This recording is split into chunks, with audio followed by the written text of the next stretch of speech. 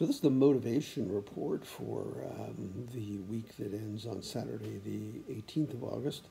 I ran this morning, Tuesday the 14th, so I'll talk a little bit about one interesting motivation factor, and I call it the cumulative effect. When you're, because it was just too hard, and I started with this Couch to 5K app, which, because I couldn't run for 60 seconds when I started, but obviously I can run for an hour now, so that works pretty good.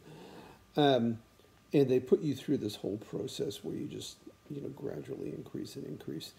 But what I've seen since then is certainly when you run for over an hour like I did today, it burns a lot of calories and takes a lot of weight off. And then if you take more weight off, then it's easier to run. So you get faster, and then it accumulates on top of itself. So you then become incredibly much more motivated.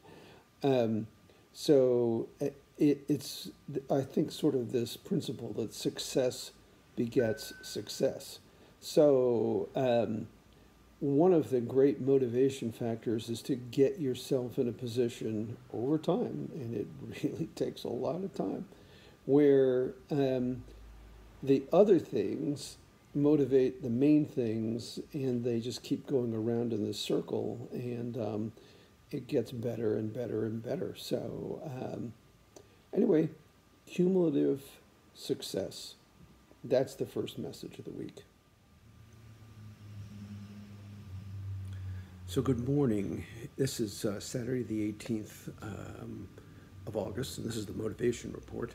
I meant to do on Tuesday. I did the fitness report part and then got sidetracked and didn't get it done. So anyway, but I do want to talk about the same thing I was going to talk about on Thursday. Last Sunday at Hillsong, we heard this guy from it's a big church in El Paso, Texas. His name is Charles Niederman, and the guy was really, really excellent. And I brought this up to our team this morning just to talk about the whole idea. So around Christian circles, people talk about new wine and wanting to be new wine. And Jesus said, if you want new wine, you got to have new wine skins. And so you got to have something to hold that new wine in. So God's not going to give you new wine and just pour it on the floor. What would the point of that be? And God doesn't tend to do things for pointless reasons.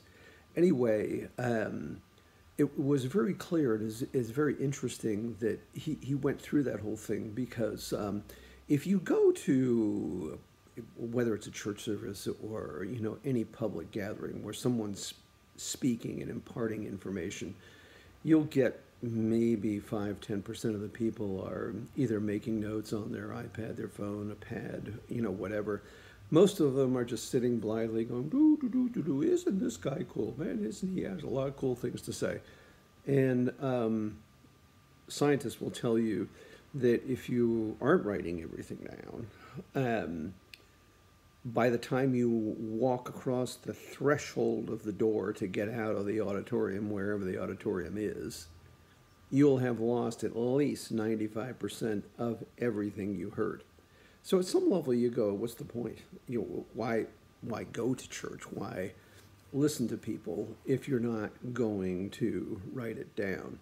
And that was a real challenge and really has motivated me, and I hope it motivates certainly my team and anybody watching this.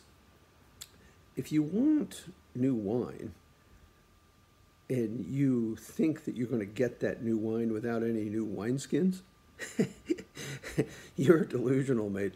And a wineskin could be a notebook, it could be Evernote, it could be Apple Notes, it could be not Google Sheets, Google Docs, really anything. But whatever it is, whatever you're getting, whatever is being spoken to you, write it down.